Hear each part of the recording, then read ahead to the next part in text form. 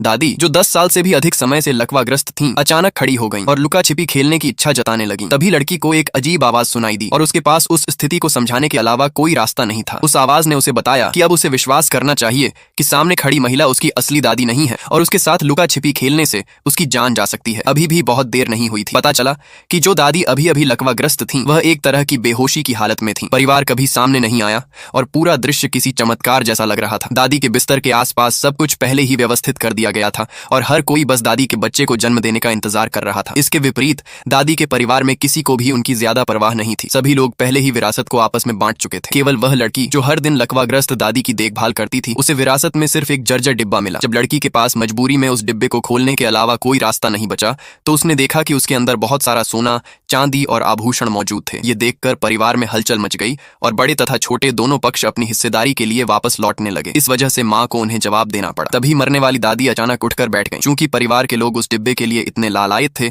इसलिए दादी ने उन्हें वह डिब्बा देने की बात कही। लेकिन इसके लिए उन्हें उनके साथ एक खेल खेलना था। जो लोग खेल जीतेंगे, केवल वही खजाने का डिब्बा लेने के योग्य होंगे। खजाने के डिब्बे का मालिक कौन होगा, यह तय करने के लिए ऐसा मजेदार तरीका सुनकर सभी लोग खेल में हिस्सा लेने के लिए तैयार हो गए। लड़की को लगा कि दादी ने वास्तव में कभी भी वह डिब्बा उसे देने का इरादा नहीं किया था। वह अपने भाई को लेकर वहां से जाने वाली थी, लेकिन तभी दादी ने उसे अचानक बुलाया और उसे भी इस खेल में हिस्सा लेने के लिए कहा। दादी की जिद देखकर लड़की को आखिरकार उनके साथ खेलना ही पड़ा। लड़की को हमेशा लगता था कि दादी का कोई और उद्देश्य है। वह दादी की बात मानने ही वाली थी कि तभी उसे फिर से वही अजीब आवाज सुनाई दी। आवाज ने उसे खेल में हिस्सा न लेने और उस महिला से दूर रहने की चेतावनी दी, क्योंकि वह अब उसकी असली दादी नहीं थी। बिस्तर पर जो महिला लेटी हुई थी, वह देखने में बिल्कुल दादी जैसी ही दिखाई दे रही थी। इसलिए लड़की को समझ नहीं आया कि वह उसकी दादी कैसे नहीं हो सकती थी। उसने ऐसा दिखावा किया जैसे उसे कोई भ्रम सुनाई दिया हो। उसी समय जब चाचा और ताऊ यह सोच रहे थे कि भूत पकड़ने कौन आया है, लकवाग्रस्त दादी अचानक बिस्तर से उठकर खड़ी हो गई। इससे लड़की पूरी तरह उलझ गई। उसके लिए यह समझना मुश्किल था कि ऐसा कैसे संभव हो सकता है।